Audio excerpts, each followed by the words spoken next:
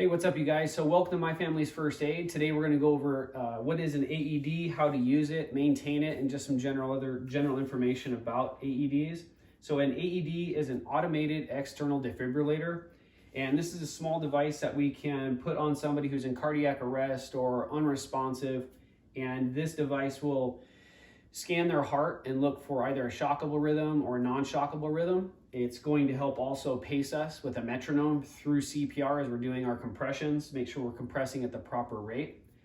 It's also going to keep count based on that metronome and guide us when we're at that 10 mark, the 20 compressions, 30 compressions. Then it's going to tell us when to give 2 breaths and then to get back on compressions, right? There are an array of devices out there. You can go to any AED provider around. You can go to AED Superstore. You're going to find these in churches, schools, homeschools, daycares. Police officers carry them in their car. All EMS providers carry them. You'll find them at gyms where you work out. They are everywhere. So if you want to buy one, you're looking at an average cost, sometimes down to about $800, but you can go all the way up to $4,000 or $5,000. Just kind of depends on your needs, what you want. We use the Preston AED Trainer Lite here.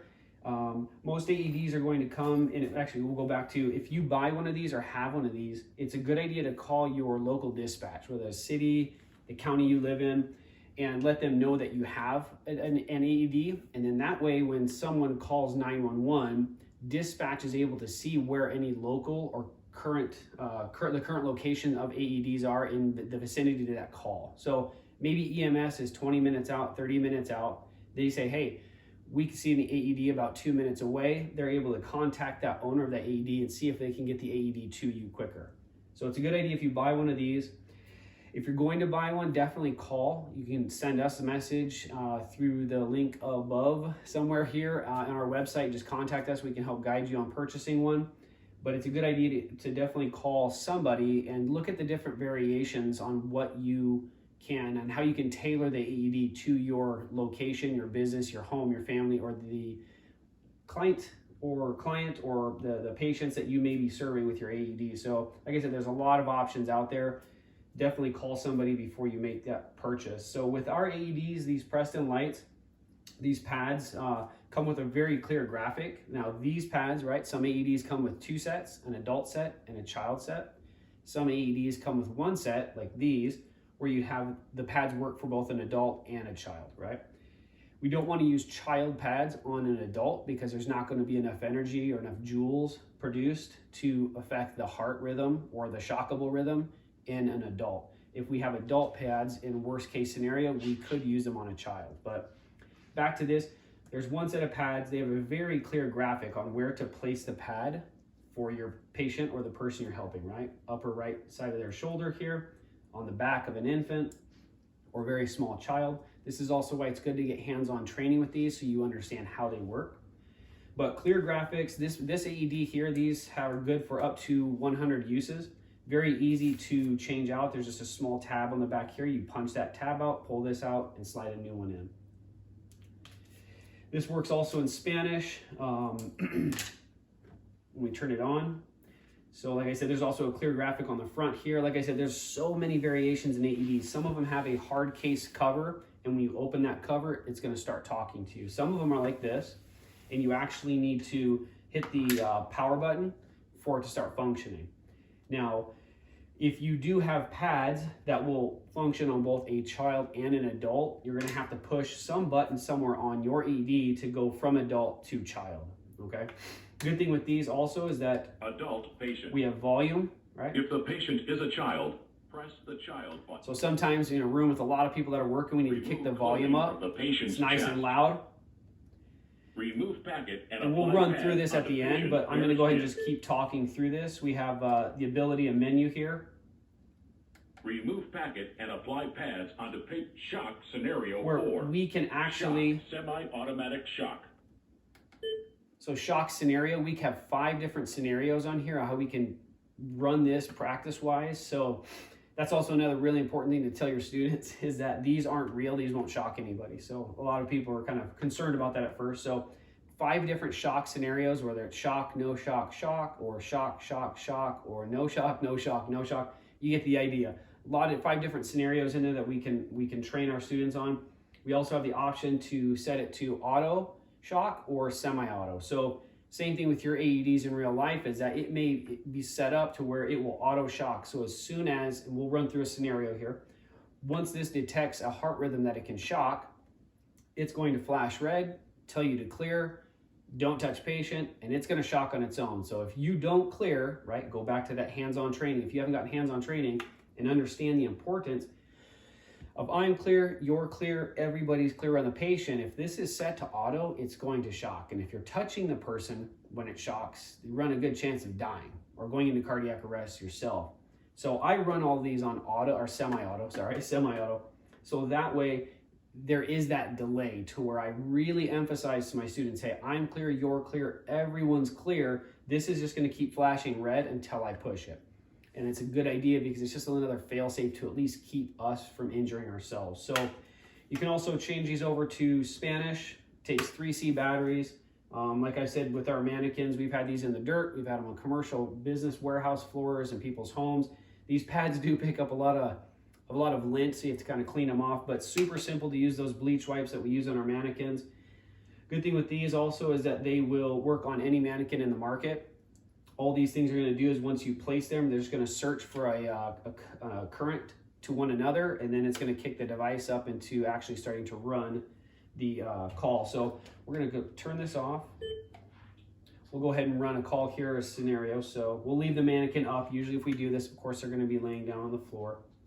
Adult patient. If the patient is a child, press the child button. That would be this button here. Child patient. Remove the child's shirt. Okay. Remove packet and apply pads onto child's bare skin. Apply pads to child's... Okay, so we're going to go back. We're going to run with adult. We're just going to go with an adult scenario for now. But as you can hear, when you hit that child button, or if you had two sets of pads, you'd have to unplug the adult pads, plug the child pads in. It should read that it's now running a child set of pads and walk you through the call or that cardiac arrest as it's a child. So we'll start back over with adult. Adult patient. So if the patient is a child, press the child button. Remove clothing from the patient's chest. Remove packet and apply pads onto patient's bare skin. Looking at the picture, Apply real clear pads picture. as shown in the picture. Place it in the chest here. Press nice and Press firm. pads firmly on skin. Apply pads as shown in the picture. Now in real life, we're moving a lot faster than this. Apply pads as shown in the picture. Picture shows us where to put it. Left lateral right here. Press pads firmly on skin. Press pads firmly on skin. Do not touch the patient. Analyzing I'm clear, heart rhythm. you're clear, everybody's clear. It's going to read that heart Do rhythm, not see if it's touch the shockable. patient. Analyzing heart rhythm. Shock advised. Okay. This is Do once not again touch the patient. semi-automatic. Everyone clear.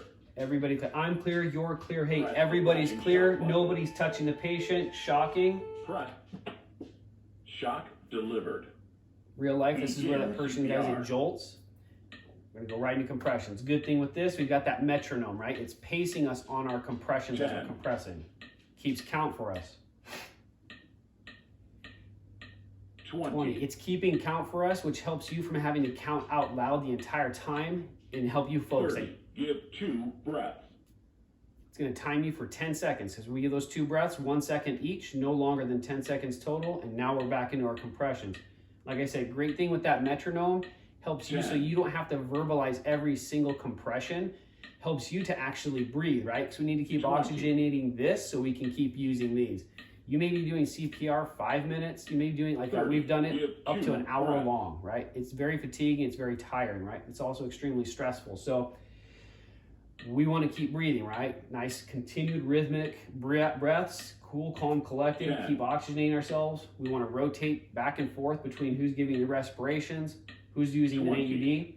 So now you can see how this is running through. It's going to help you keep on pace. It's going to time you once again for those breaths.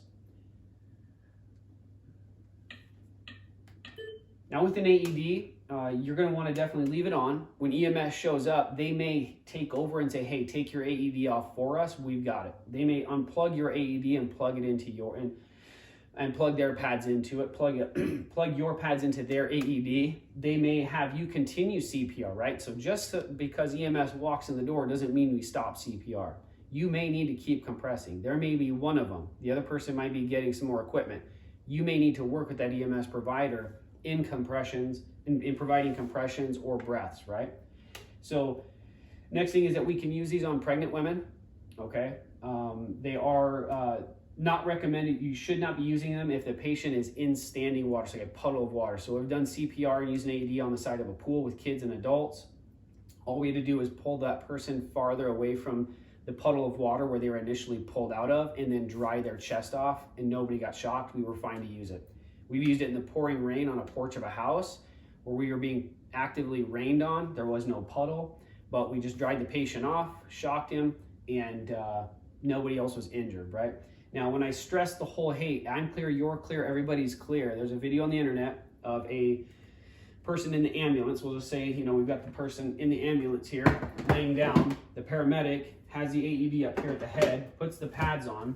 It says shock advised, so he looks to make sure everybody's clear. And from your perspective, right, you see the video of a woman standing where you are right now watching. She comes up to the foot of the gurney in the back of the ambulance and is crying, obviously very distraught at her significant other in cardiac arrest. As the paramedic goes to clear, he says, I'm clear, everybody's clear. He turns back to shock. As he goes to shock, the significant other, he presses shock just as she kind of collapses onto the legs. He shocks, you see the patient jolt, and the woman that was standing there just goes straight back into cardiac arrest. So now we have 2 people in cardiac arrest. There was a guy firefighter I worked with. I wasn't on the call, but they cleared, hey, I'm clear, you're clear, everybody's clear. They weren't using an AED. There was a paramedic monitor, a Zoll monitor. I think they're $50,000, $60,000, $70,000. Shock was advised. Somehow he was still touching the patient when the other paramedic hit the shock button, right? All he felt was a small jolt. He ended up going to the hospital, totally fine, but he rode with, they, you know, obviously examined him, checked him out, but and my thinking is that Zoll, that monitor, probably detected a ground or a fault, and it reduced the joules, right? So this is not that well constructed, it's not that technologically advanced, so you're gonna get the full shock and probably put you in cardiac arrest if you're touching somebody when you push this button, right? If you're touching the patient. So those are my 2 experiences with kind of some, 2 situations I bring up with touching the patient, not touching the patient. I'm clear, you're clear, everybody's clear. You can use this if the patient's wet. Other considerations is sometimes people have a pacemaker implanted, or they may have some type of a medical patch or device, right? We don't want to put these pads over any type of implanted medical device, okay? If there were a device implanted right here, for some reason, say we had a device right here with the collarbone and where we're putting this, we can just move it over, right? We just kind of move this around.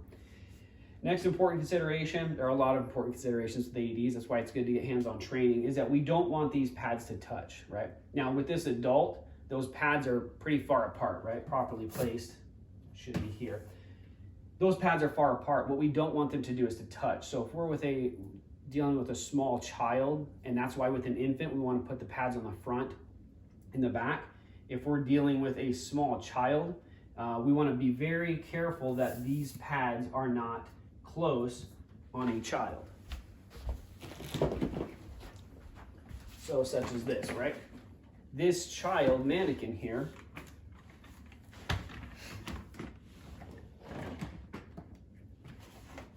would be just fine with these AED pads.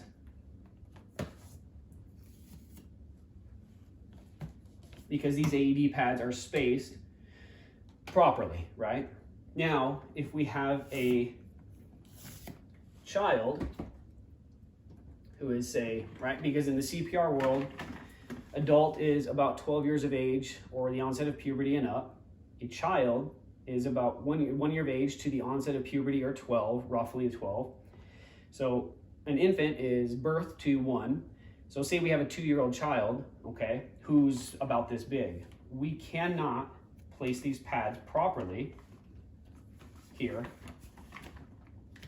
without them touching to some extent, right? So that's why you'll see on the pads and in infant CPR training, we place one pad in the front, rotate the baby over, place a pad in the back, directly in the center of the back, center of the chest, and we just do our compressions on top of the pad, whether it's 2 thumb circling or 2 finger circling. Now, once again, if we're using the pads on a child, right, we want to hit that child button or make sure we're using the child pads.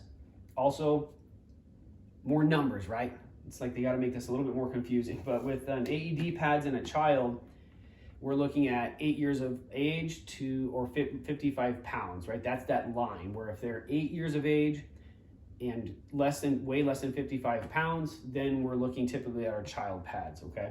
And that will say on the pads. So good to use in infants, children, adults, pregnant women. It's okay if you're on, like, say, a steel grate or the snow to use an AED. Like I said, also if you need this, a lot of times these will come with a razor also. So you may have somebody who has a lot of hair on their chest, and you won't be able to get good contact on that adult with these pads because of the hair on their chest. So the videos that we use to teach through HSI and some other training videos say that you could use the second set of pads in the device, with the AED. Go ahead and put those pads on, rip them off a couple times to try to remove some of the hair off their chest. That way you get a nice clean contact between skin and pad. Some AEDs will come with a razor that you can use to shave that hair off. Yeah, so those are just a lot of the basic considerations with using an AED. It's very important that obviously that you don't practice with the real AED. It's good usually, say in businesses, schools, and churches, there's a safety commission, safety team, an emergency action team that's in charge of monitoring the AED, okay? And usually you can just talk to those people and can give a class and give an overview on how that AED works, right? It's okay to give a class on it and look at it because it's not just gonna shock you, but it's important for maybe say the church you go to, the school you're at, the home school you're at, the swim school you're at, whatever location you frequent, right? Whatever fitness gym you're at, try to set up a meeting with somebody so you can go over the AED and know how it functions. The next thing is when you do buy your AED, if you do get one, or for businesses who do have them or are mandated by law to have them, you can actually set up a remote monitoring service. So they will remotely, wirelessly monitor what your battery level status is, how many pads you have, when the pads expire, when you need to be doing your maintenance, because the device itself will monitor the battery and show green, the battery's good, yellow, we're getting low on charge, red, it's almost dead, time to change out that battery. Somebody can monitor that for you. If you don't pay for the monitoring service, it's good to get a checklist. Okay, you want to get a checklist from the manufacturer on what you need to be checking visually and inspecting every month to make sure it's ready to go. Same with your monitoring. You see a lot of AEDs in those white box cabinets right next to like the front entrance or wherever they have it located. Start to look for these. They'll have it right next to your first aid kit typically. Some of those boxes, when you open that main big white box that your AED sits in, it may have an audible alarm, and then it will call 911 and notify 911 that somebody has opened that case. Sometimes you have an ability to actually to speak through that monitor to 911, but typically you're taking the AED and running to the person. So there are a whole lot of options. This is just a brief overview on what an AED is, how it generally functions. Once again, reach out if you guys have questions through the contact up above.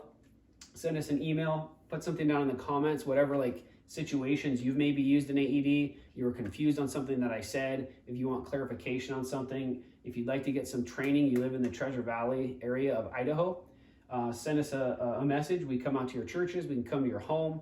We've got our businesses, right? And we help cut costs and reduce costs because we come to you, and it provides a level of realism that you're not going to get by showing up at some building. Top of it, I've used an AED on infants, children, and adults. I've used it off duty. We had to pull a guy out of the ocean. We're running CPR, lifeguards show up. Like I said before, they may just have you continue to run the call, and we did. So I have a lot of professional experience and some personal experience with this. It's absolutely a life-saving device. Just remember, get some hands-on training, and have a good day, you guys. Take care.